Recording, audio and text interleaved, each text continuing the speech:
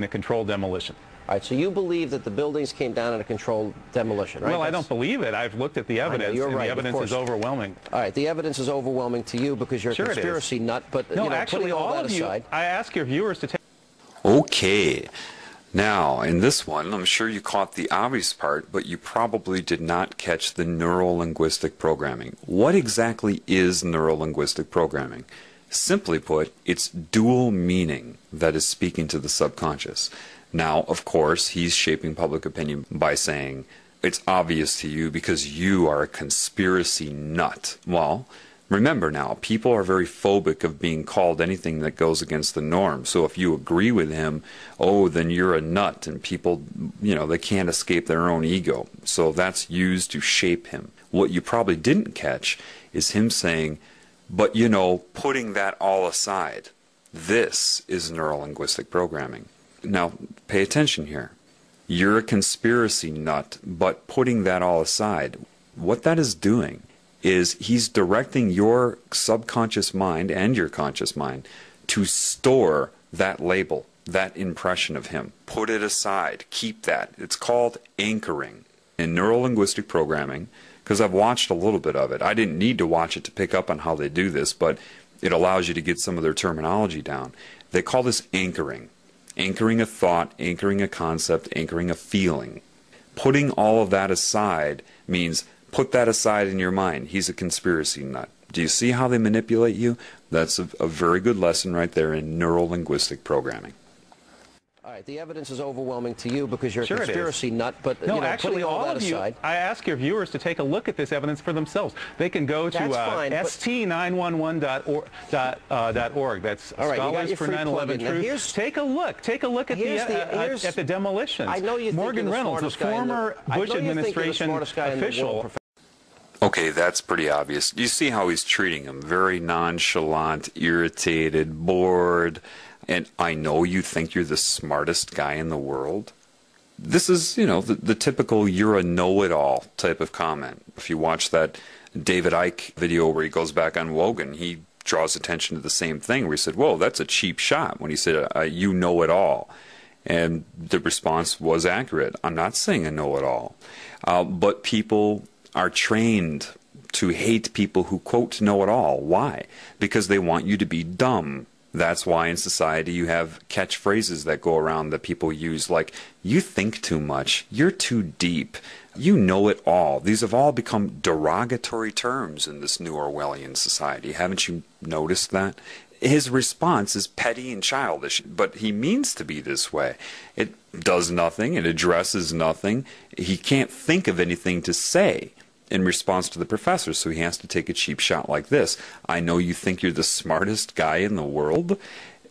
That should be obvious to you, that is just overdoing it, creating, manifesting an insult, just again for one reason and one reason only, to disrupt his thinking and to program your mind on how to view him. Take a look at the demolitions. I know you think Morgan Reynolds, a former Bush administration official, says that the Bush administration blew the World Trade Center to kingdom come. That's a direct quote from a member of the Bush administration itself. I know. They blew the World Trade Center to kingdom come. The Jews were told to leave. Well, we've heard a lot of these sick, bizarre theories. Okay, so suddenly he's an anti-Semite? When did that come about? I didn't hear him say anything about the Jews. What he's doing here is he's trying to link him to anti-Semitism. That's what they want to do. Now, anybody that's really trying to speak the truth in this world has no interest in focusing on a group or even an individual. What they try to focus on is the problem in general, outside of any group or individual that may be manifesting the symptoms of the problem. But again, what he's trying to do here is, in your mind, link the professor to being part of a hate group, someone that's going to target a group or an individual and make you link the terms sick and bizarre to the professor. He didn't say anything about the Jewish community. Nothing. So catch that. See how he's trying to link the professor to it. The World Trade Center to kingdom come. That's a direct quote from a member of the Bush administration itself. I know. They blew the World Trade Center to kingdom come. The Jews were told to leave. Well, we've heard a lot of these sick, bizarre theories. And I don't believe any of them, but you're allowed to believe what you want, but that's not what's at hand here. Okay, now another thing, just to make you aware, again, of just how much they're programming your mind. To you, it looks like a man that said that's not the issue at hand here. You need to start learning their language. Their language is dual meaning, which goes hand in hand with neuro-linguistic programming. The issue at hand here, what he's doing is directing the professor to look at his hand. Now, why would he have the professor look at his hand? Well, if you look at his hand right now, you see it as what you've been told is the OK sign, right? Well, let's show you what it really means.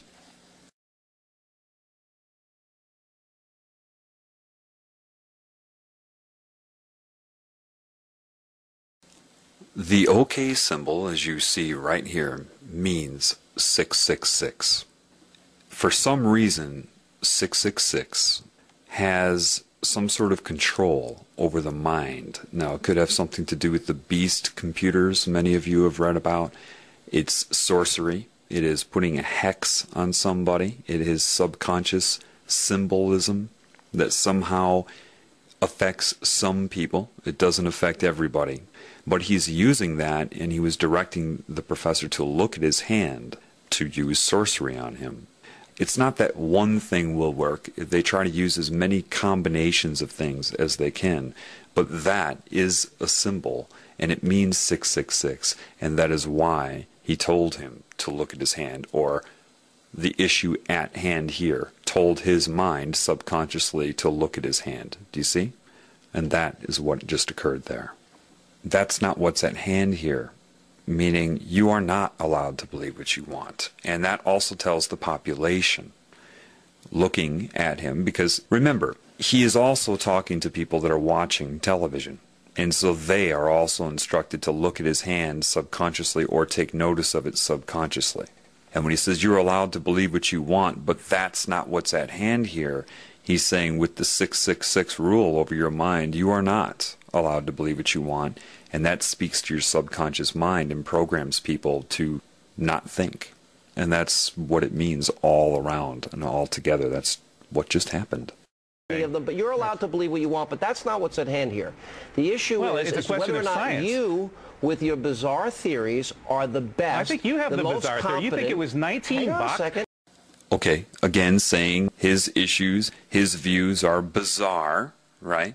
But the reason he puts up his pinky there is because that is the weakest finger, that it would imply a small penis, not a potent man, using that in reference to him, saying that he is impotent, that he is bizarre, that he is weak, and that he is of the pinky. And that's why he chooses, of all fingers and all gestures, to speak about his theories, he puts his pinky up. And these are all subconscious sorcery methods. Again, sorcery is not some guy wearing a magician's hat. Part of sorcery is speaking to and manipulating the conscious mind from the subconscious. Well, it's a question whether or of not science. You, with your bizarre theories, are the best. I think you have the bizarre theory. You think it was 19 guys with box cutters led by a guy on dialysis in a cave in Afghanistan? That's ridiculous. Yeah. I mean, that's the craziest conspiracy theory of all of them. Mm-hmm. Okay, I wish I had the Twilight Zone music. Now, here's my next... See, all he can say is something to discredit him. I wish I had the Twilight Zone music. And then the people watching the televisions that say, yes, that must be weird. Twilight Zone music is weird. And the honest and credible news reporter is saying that about him. Okay? Now you see that all the neurolinguistic programming is starting to get to the professor. He's starting to screw up his words. He's starting to screw up his concentration. He's mispronouncing. That's because there's a lot of negative energy being focused on him, interrupting his thought process. So you can see how he's starting to screw up his words, but he's still holding, with all of that working against him and being unaware of those techniques, he still holds his own, but you start to see it get to him a little bit. I mean, that's the craziest conspiracy theory of all of them. Mm-hmm. Okay, I wish I had the Twilight Zone music. Now, here's my next question. The issue that is at hand here, you're entitled to have your opinion. I don't really care what you believe. But if we're talking about a captive group of students in a class... Again, making a bored face as if he's nothing. He's the pinky. He's lower than low. I really don't care what you believe. But if we're talking...